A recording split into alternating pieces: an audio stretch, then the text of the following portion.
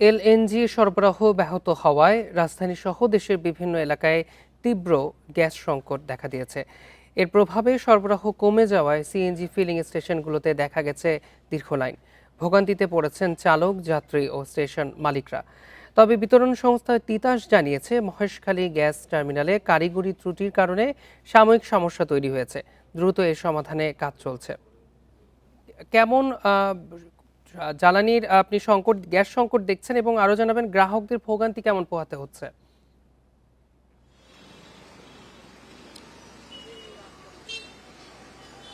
আসলে আমরা যে প্রতিবেদনটি এরই মধ্যে দেখানো হলো, সেই প্রতিবেদনে কিন্তু উল্লেখ করা হয়েছে যে 1-1.5 কিলোমিটারের পর্যন্ত গ্যাসের লাইন, গ্যাস নেয়ার যানবাহনের লাইন দাঁড়িয়ে যাচ্ছে সিএনজি স্টেশন থেকে।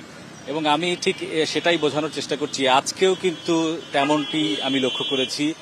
তেজগাঁ এলাকার যে ফিলিং স্টেশন এসেছি, এখান থেকে আসলে ফিলিং স্টেশন দেখা যাচ্ছে না।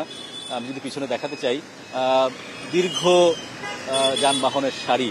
আসলে ব্যক্তিগত যেসব গাড়ি রয়েছে, উবার, পাঠাও, এই ধরনের রাইডে যারা গাড়ি ব্যবহার করেন, অফিসের গাড়ি দেখছি, বিভিন্ন কার্যালয়ের গাড়ি দেখছি আমি।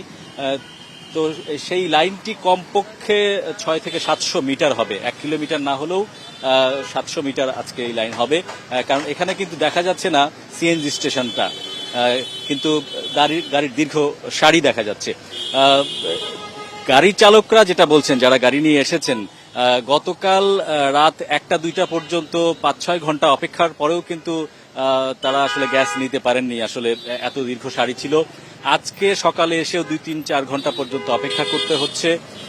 এবং তাদের যে সিলিন্ডারের যে ধারণ ক্ষমতা, 600 থেকে 700 টাকা পর্যন্ত ছোট গাড়িতে গ্যাসের কিন্তু লোড করার সুযোগ থাকে সিলিন্ডারগুলোতে, কিন্তু সেখানে 150 থেকে 200 বা 250 টাকা পর্যন্ত তারা গ্যাস লোড করতে পারছেন। অর্থাৎ গ্যাসের চাপ এতটাই নেমে গেছে। এর মূল কারণ প্রতিবেদনে উঠে এসেছে যে আসলে বাংলাদেশের এলএনজি যে আমদানি করা হয়, তরলীয়িত প্রাকৃতিক গ্যাস, সেই এলএনজি আমদানির 2টি অবকাঠামো রয়েছে, 2টি এফএসআরও রয়েছে। সেই একটি এফএসআরও কিন্তু গত 3 দিন ধরে অচল হয়ে পড়ে আছে, এবং তারপর থেকেই সংকটটা বেড়েছে। বাংলাদেশে মূলত গ্যাসের সরবরাহ সংকট দীর্ঘদিন ধরেই চলছে। চাহিদার তুলনায় গ্যাস কিন্তু সরবরাহ করতে পারছে না সরকার।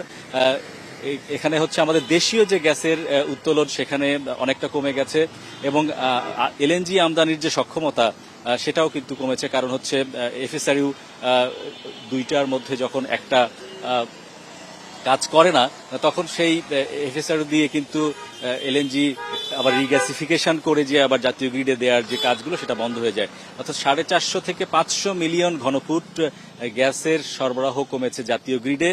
আমি যদি বোঝাতে চাই সেটা আসলে কত পরিমাণ গ্যাস বাংলাদেশে রান্নার চুলায়, সারা বাংলাদেশে যে গ্যাস ব্যবহার হয়, তার চেয়েও 1.5 গুণ গ্যাস কিন্তু এই মুহূর্তে জাতীয় গ্রিডে নেই। তাহলে বুঝতেই পারছেন সংকটটা আসলে কত বড় হয়েছে। এবং জ্বালানি বিভাগ গতকাল সংবাদ সম্মেলনে যেটা বলেছে, এই সংকট উত্তরণে কমপক্ষে 2-3 দিন লাগবে তারা আশা করছেন। কিন্তু আসলে এফএসআরইউর মতো একটি স্থাপনা, এটা আসলে এত কারিগরি এবং সফিস্টিকেটেড, এই স্থাপনা আবার পুনরায় সচল করতে আসলে কদিন লাগবে স্পেসিফিক সুনির্দিষ্ট করে বলা যায় না।